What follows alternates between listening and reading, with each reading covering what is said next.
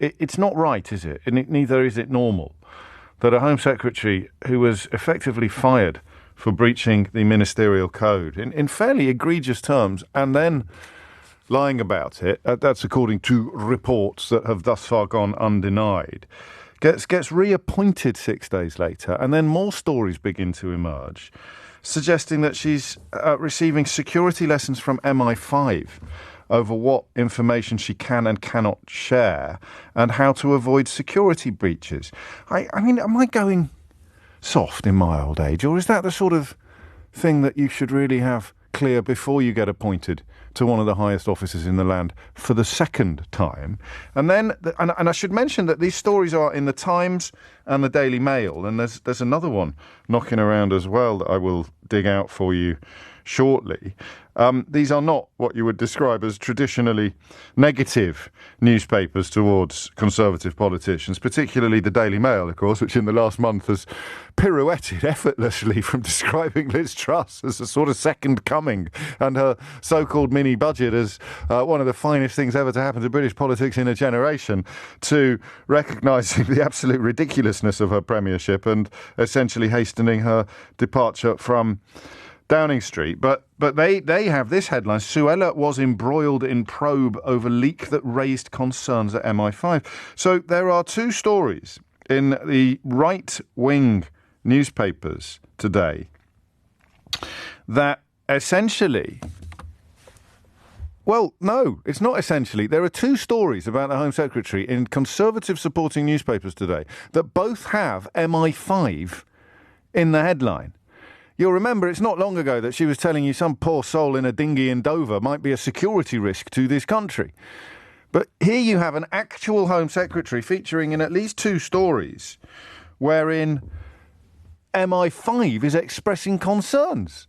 Leaky Sue is apparently her nickname. It's trending. It's overtaken Cruella. And Jake Berry, the former chairman of the Conservative Party, admittedly he's just been fired, so he's probably a little bit bitter, a little bit cross, but he said last night on the telly, well, it's sort of the telly, it's one of those weird news stations, but he nevertheless said it on tape: from my own knowledge, there were multiple breaches of the ministerial code. Multiple breaches. And he also explained that Simon Case, the Cabinet Secretary, had made his view clear that she did not own up to it despite being presented with the evidence. In other words, she sought to finagle and fib her way out of it, off the hook. You'll remember that letter she sent to Liz Truss, essentially describing herself as having made a perfectly innocuous mistake. And on it goes. This is not normal. Andy Sylvester, who is, I think, at City AM, the editor at City AM, who is, I don't know quite how you describe that politically. It went through a very, very strange period when it was pro-Brexit, despite being the newspaper of choice for City slickers, almost all of whom recognise the idiocy of Brexit, of course, except the ones that were poised to make an absolute mint from it. But these days it's a much better proposition. And he is reporting that the Chief Inspector of Borders and Immigration, David Neal, says he hasn't met her yet. And only one of the 21 reports he's submitted have been dealt with in the agreed time frame. That's 21 reports within his tenure. That starts in March of 2021. So she wasn't in the Home Office for that entire period, but this covers her entire tenure as Home Secretary, both the last one and the box fresh new one. So she's not even doing the job that she's supposed to be doing.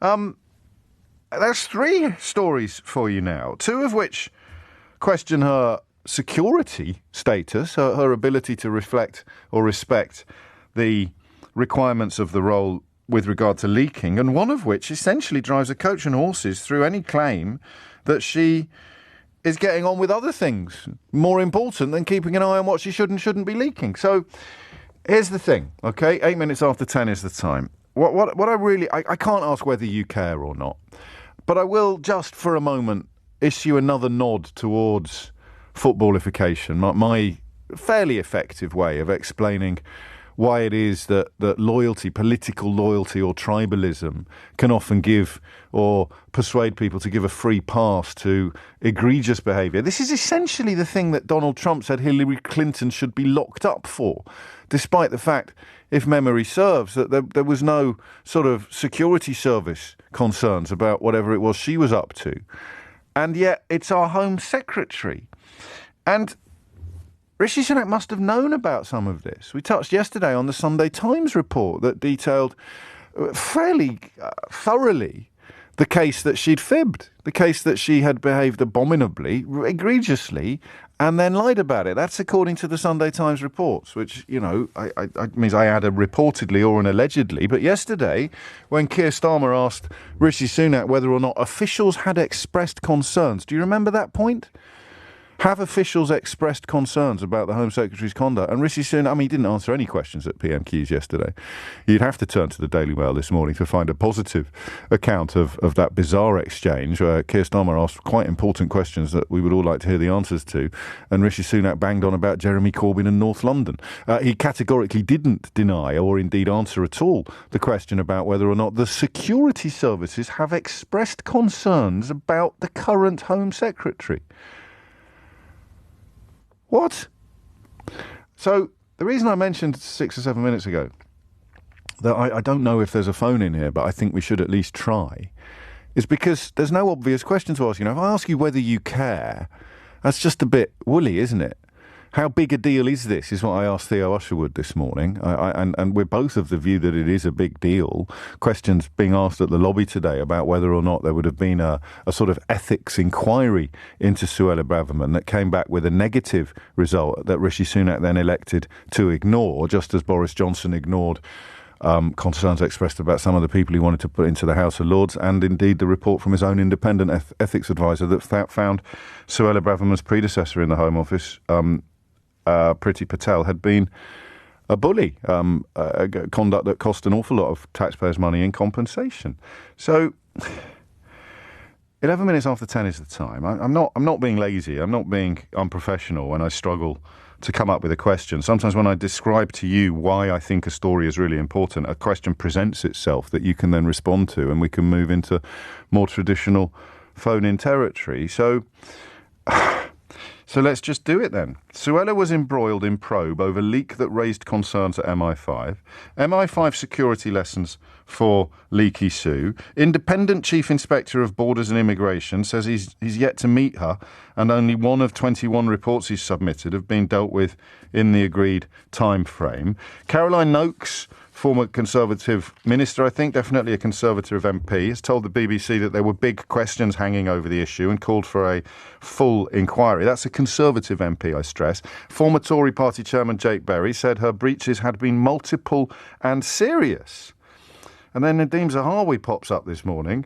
We need a new nickname for him, don't we? Flip-Flop Zahawi or something like that, who apparently was on the phone to the Daily Telegraph begging them to take down the article he'd written about why Boris 2.0 was going to be a brilliant Prime Minister. And there's sort of about 96 seconds elapsed between that piece appearing on the Telegraph website and Boris Johnson chucking all of his supporters under the bus by pulling out of the leadership battle. So Zahawi's doing the... I mean, how can you take Nadeem Zahawi seriously? This is a man who goes, I support Boris Johnson, I support I support Suella Braverman, I support Rishi Sunak.